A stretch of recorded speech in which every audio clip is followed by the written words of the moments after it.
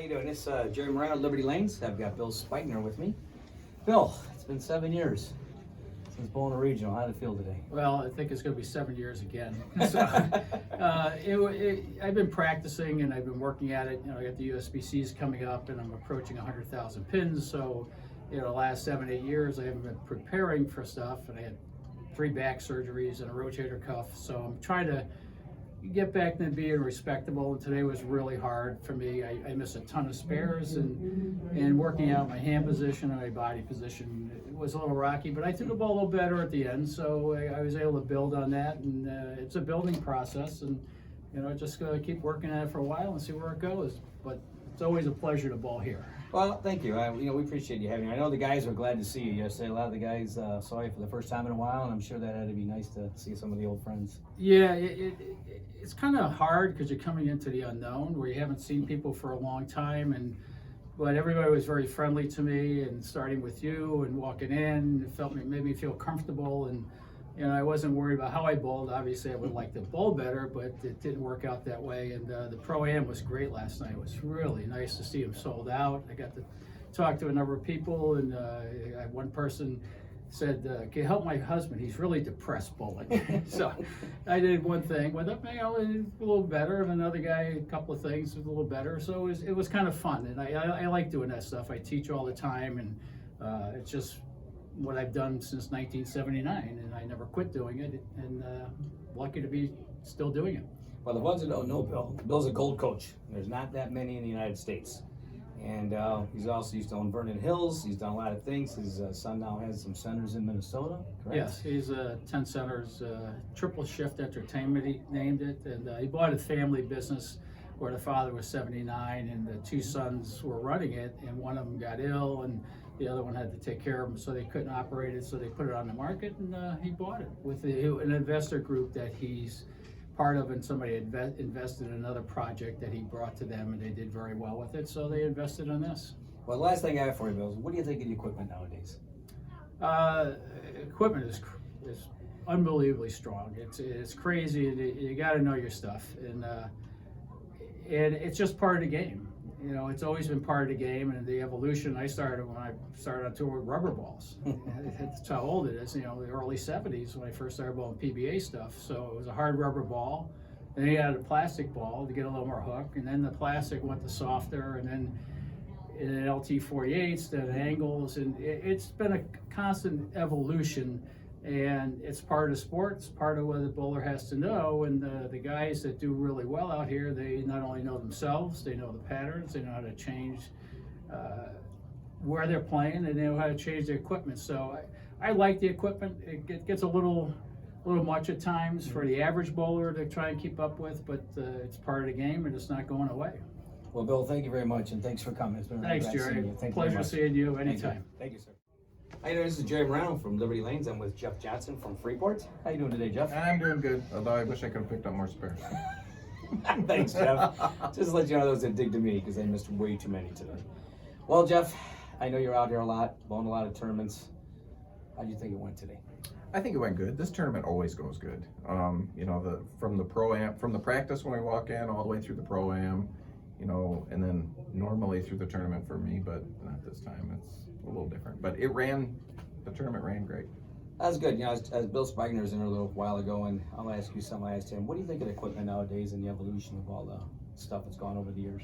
Well, I think that evolution has been really good. And obviously I know the Brunswick brands, more than the rest of them, but the equipment that we have coming out for all 7 brands is better than it's ever been. The intricate things that they're doing on the core and then marrying them with the shells, top to bottom, our brands are really good. It's just you got to learn them, and you gotta know when we're transitioning, from ball to ball or cover to cover or asim to symmetricals. I mean, there's a lot of stuff to learn, and once you have that and you know your progression, it makes it a lot easier, especially for old guys. Yeah. So what do you tell the league bowlers, like at your center and stuff? Do you try to over teach them or under teach, or just give them basics to try to not confuse them as much? At our center, it's more about educating them about their game, and I'm not usually that person that goes up and tries to change their game.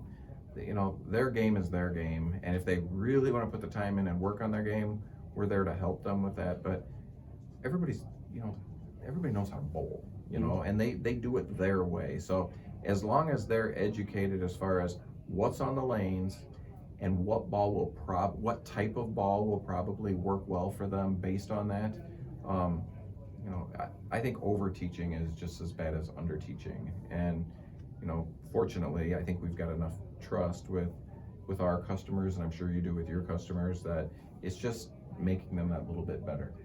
But the reality is, especially with league bowlers, if they can just pick up one more spare a game, their average goes up 11 pins and they're happy. So it's still that spare ball that's important. Well, you know, you watch the tour and they see a lot of urethane, and to me it's really hard to tell a house bowler that urethane will always work for them, because I don't always see it working for them. So any advice for those type of bowlers? Yeah, that there's if you rewind our bowling world, when they came out with the Excalibur and the Rhino Pros and stuff, they were all called cheater balls because they were so much better than urethane. They're still so much better than urethane. We're not 500 rev 20 mile an hour bowlers that open those big angles up on the fronts.